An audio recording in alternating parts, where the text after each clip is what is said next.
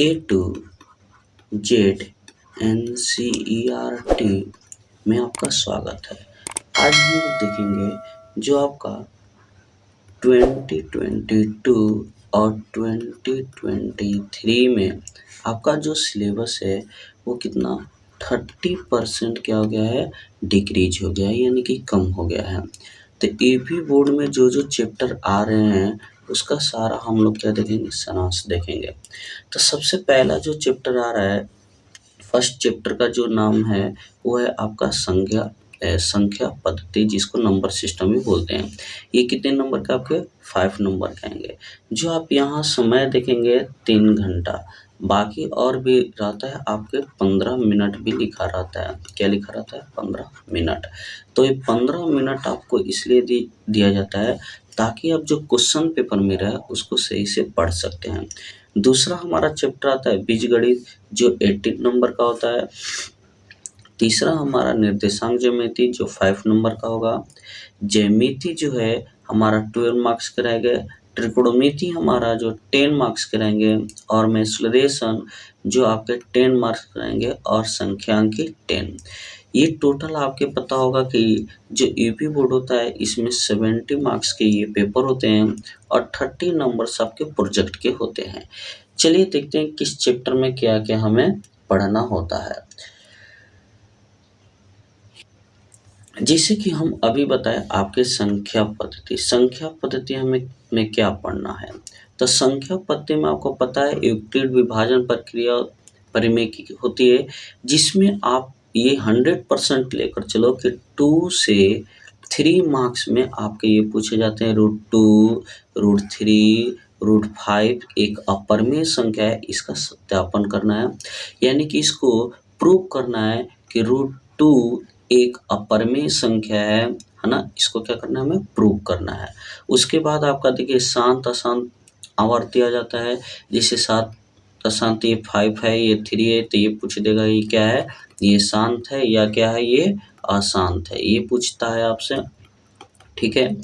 अब यहाँ पर दूसरा इकाई में हमारा जैसे क्या है, बीजगणित है ना, जिसको अलजेब्रा भी बोलते हैं। तो बीजगणित में हमें क्या पढ़ना है, तो इसमें देखिए रैखिक एवं के ग्राफिक विधि, और ये देखिए इम्पोर्टेंट चैप्टर है ये। इससे आपका 80 मार्क्स के आएंगे। तो रैखिक एवं ग्राफिक विधि और रैखिक एवं को हल करना है, जिसमें प्रतिस्थापन विधि, विलोपन विधि, वर्गगुणन विधि, ये 3 टाइप्स के आपके होते हैं रैखिक विधि, जिसको आपको निकालना है।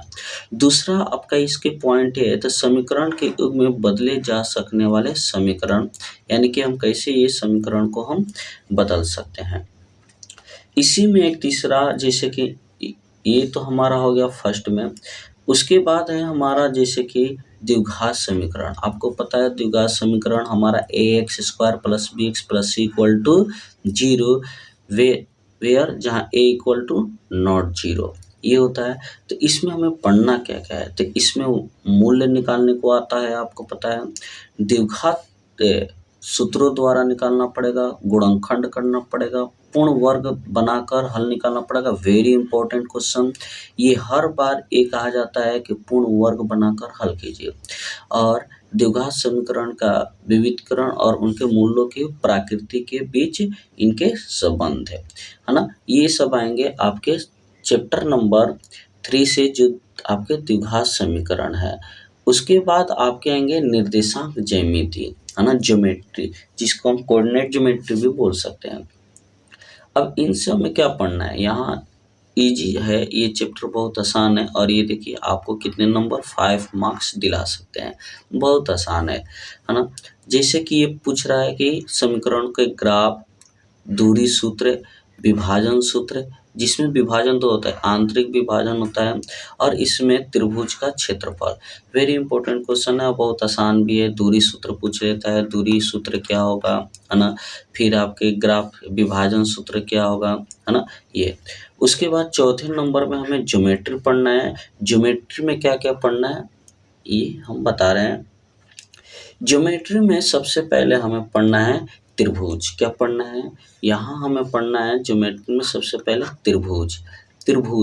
ये ज्योमेट्री आपको त्रिभुज देखोगे कि इसमें बहुत आसान है, ज़्यादा कुछ है नहीं, केवल त्रिभुज। क्या करना है इसमें, जैसे फर्स्ट में ही दे रखा है, एक भुजा के समानांतर खींची गई रेखा त्रिभुज के शीर्ष दो भुजाओं के समान अनुपात में विभाजित करती है ना। उसके बाद ख नंबर में है, यानी कि अनुपात में विभाजन करने वाली तीसरी भुजा के समानांतर होती है।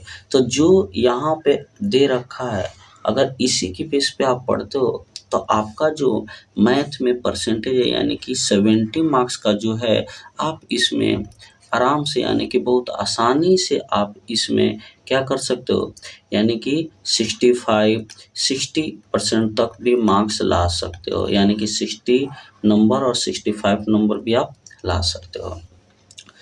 आगे इसमें बात किया जाए तो जैसे कि यदि दो त्रिभुजों में संगत भुजाओं का मध्य युग्म अनुपातिक हो और आंतरिक कोण बराबर हो तो त्रिभुज समरूप होते हैं। यानी कि आप स्क्रीनशॉट ले लीजिए, हमें क्या क्या पढ़ना है, जहां आप ट्यूशन पढ़ते हैं, स्कूल पढ़ते हैं, वहां पे आप इसको दिखा सकते हैं। उसके बाद आपके सेकंड नंबर में है रचना, इम्पोर्टेंट है, एक बार हमेशा आते रहता है, यानी कि एक ना एक क्वेश्चन इससे हमेशा रहता है। दी हुई रेखाखंड के अनुपात में विभाजन करना, सिंपल से एक रहता है 3:4 में क्या करना है, हमें विभाजन करना होता है, जो हम इस टाइप को ऐसे मिलाकर कर देते हैं ना। एक वृत्त की बाहरी एक दूसरे वृत्त पे स्पर्श रेखाओं की रचना करना होता है, और तीसरा में एक दिए गए बिंदु में त्रिभुज के समरूप एक त्रिभुज की रचना करना होता है। चलिए आगे देखते हैं। उसके बाद है ट्रिगोमेट्री, बहुत ही इंपॉर्टेंट क्वेश्चन ट्रिगोमेट्री। आप इससे जैसे कि ट्रिगो से आप क्या क्या पूछ सकता है, इसमें आपका जो है ना 8.1 एनसीईआरटी जो है 8.2 और 8.3 ही पढ़ना है ना मैक्सिमम। 8.4 इसमें नहीं दे रखा है, 8.4 इसमें नहीं है, तो ये आपके लिए अच्छी बात है कि जो आपको नहीं दे रखा है, सिंपल सा है। जैसे अनुपात में 0 to 90 डिग्री का अनुपात रहेगा, जैसे ये पूछ लेता है ना sin 30 का मान, है ना, या ऐसे दे देगा sin 30 10 45, बताओ ये क्या होगा, है ना, ऐसे पूछ लेगा तो वही बोल रहा है कि इनके मान 30 45 16 0 और 90, इन्हीं के बीच हमें क्या करना, संबंध स्थापित करना। उसके बाद ये है त्रिकोणमितीय संरचना, यानी कि दूरी और डिस्टेंस एंड हाइट, जो चैप्टर नंबर 9 है ना, इसमें से ये पूछ देगा, यानी कि इसी के है त्रिकोणमितीय अनुपात। उसके बाद ये रहा चैप्टर नंबर 9 का दूरी, ऊंचाई और दूरी, है ना। जैसे ये पूछ लेगा कोई पेड़ है ना, ये यहाँ से क्या हो जाता है, टूट कर नीचे आ जाता है, तो कितने डिग्री का एंगल बनाएगा, यह पूछ लेगा कि इसका लेंथ क्या होगा, अगर ये 5 है, यहाँ 4 है, तो इसका लेंथ क्या होगा। उसके बाद आपका आता है क्या, मेसुलरेशन। मेसुलरेशन में क्या होता है, त्रिभुज के संबंधित क्षेत्रफल। जैसे ये पूछ लेगा आपके, जैसे ये सर्कल है, तो सर्कल में ये सेक्टर कितना होगा, यानी कि इसका एरिया क्या होगा, त्रिज्यखंड का एरिया क्या होगा। तो ये आपका जो रहेगा 60 डिग्री 90 डिग्री 120 डिग्री। उसके बाद है हमारा पृष्ठीय क्षेत्रफल और आयतन। देखिए ये जो है ना हमारे कितने मार्क्स हैं, कि ये हमारे टोटल 10 मार्क्स के हैं, है ना। ये दोनों इसी में मिलाकर है, तो इसमें हमें क्या पढ़ना है, तो इसमें आपको जो पढ़ना है ना, ये पृष्ठीय क्षेत्रफल और आयतन में ये आपको पढ़ना है, इनका पृष्ठीय क्षेत्रफल और आयतन में घन, घनाभ, गोला, अर्धगोला, लंबवृत्तीय बेलन, शंकु और शंकु का छिद्र, है ना।